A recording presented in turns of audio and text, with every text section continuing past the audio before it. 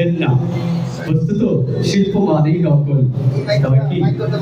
অথচ দেখুন, বিশাল এই ছবির জন্য ব্যবহৃত সব উপকরণ অকৃত্রিম।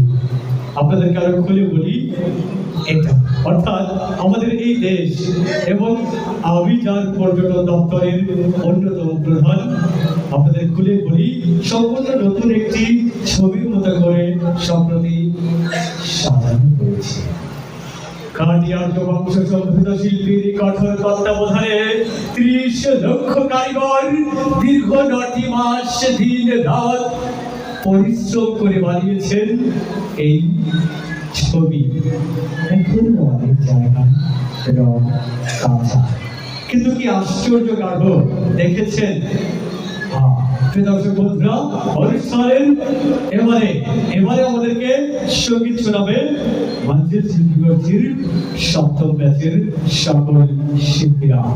সপ্তম ব্যাচের সকল শিল্পীদের যৌথ কণ্ঠে আমরা এবারে শুনবো আরো একটি চমৎকার সঙ্গীত।